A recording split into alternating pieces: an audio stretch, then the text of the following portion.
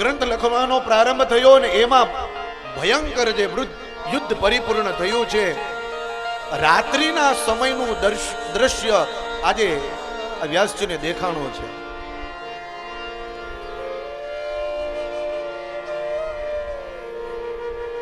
કૌરવો પોતાની કુટીરમાં છે, પાંડવો એની કુટીરમાં છે, અને આ બાજુ યુદ્ધ મેદાનમાં વીર પુરુષો વીર ગતિને પામ્યા છે. એ બધા યોદ્ધાઓ ઘણા બધા મરણ પથારીએ એ યુદ્ધ મેદાનમાં પડ્યા છે. અરે વ્યાસજી તો ત્યાં સુધી કહે કે લોહીના ખાબોચિયા પડ્યા છે. અને આ યુદ્ધ મેદાનમાં પેલો દુર્યોધન કણચે છે, જીવિત પણ નથી ને મર્યો પણ નથી, એવી જેની હાલત છે. વ્યાસજી કહે છે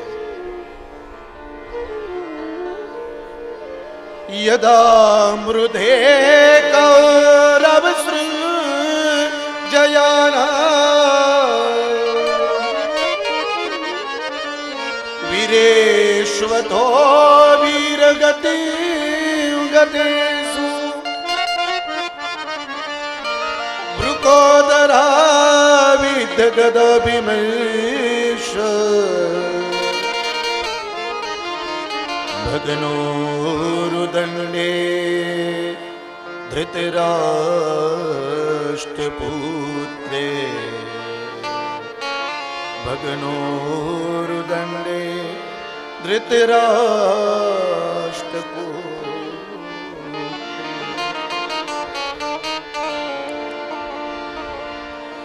યદા મૃદે કૌરવ સૃંદયાનામ, પાંડવોનું કૌરવોનું યુદ્ધ થયું હતું ને, એ દુર્યોધન એવી હાલતમાં શું કામ છે? વ્યાસજી કહે કે વૃકોદરા વિદ્ય ગદા ભીમર્ષ ભગ્નોરુ દંડે ધૃતરાષ્ટ્ર પુત્ર.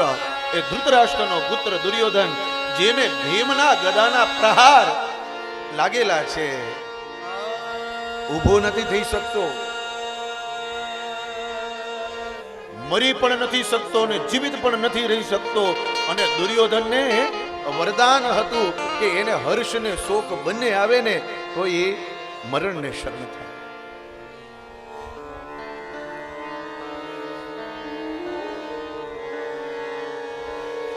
ભરતુ પ્રિયમ દ્રોણિરીતિ સ્મ પશ્યન કૃષ્ણા સુતામ નામ સ્વપતામ શિરાંશી ઉપાહરત વિપ પ્રિયમેવ તસ્ય જુગુપ્સિતમ કર્મ વિગ્રહયંતિ. આ દુર્યોધન ત્યાં રણ મેદાનમાં છે, યુદ્ધ મેદાનમાં. આ બાજુ ગુરુ દ્રોણાચાર્યના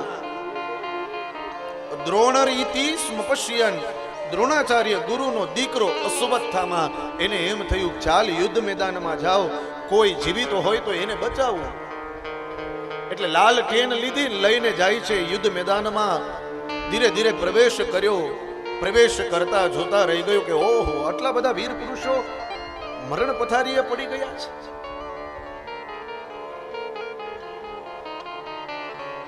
એક વાત સમજી લેજો, યુદ્ધ થશે એટલે એ યુદ્ધમાં લોકોની હિંસા થશે. યુદ્ધ થશે ત્યાં લોકો મરશે. જ્યાં જ્યાં યુદ્ધ થશે ત્યાં ત્યાં પરિસ્થિતિ વિકટ થવા લાગશે, જેનો અનુભવ આપણે અત્યારે કરી રહ્યા છીએ. ભર્તુ પ્રિયમ દ્રોણિરીતિ સ્મ પશ્યન કૃષ્ણ સુતાનામ સપતા.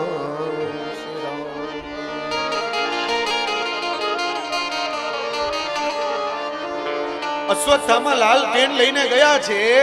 ધીરે ધીરે ધીરે ધીરે ધીરે આગળ વધવા લાગ્યા અને એને દૂરથી કોઈ કણછતું હોય ને એવો અવાજ આવ્યો. લાલ ટેન ને પેલી બાજુ કરી તો અશ્વત્થામાને દેખાણો કે એનો જ મિત્ર દુર્યોધન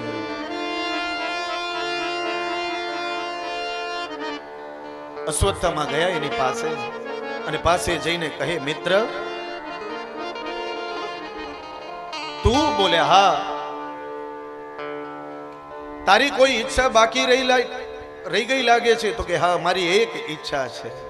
દુર્યોધન કહે છે અશ્વત્થામા કહે છે, બોલ તારી કઈ ઈચ્છા બાકી છે, એ ઈચ્છા હું પૂરી કરીશ. દુર્યોધન કહે, તું મારી ઈચ્છા પૂરી નહીં કરી શક, અને જો તું મારી ઈચ્છા પૂરી કરીશ તો મારી સેનાનો સેનાપતિ ગાદીપતિ હું તને બનાવીશ.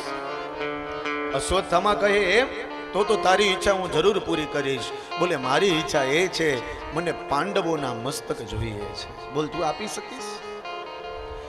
અને એ પાંડવોમાં પણ મને ભીમનું મસ્તક જોઈએ છે. બોલ, તું આપી શકીશ?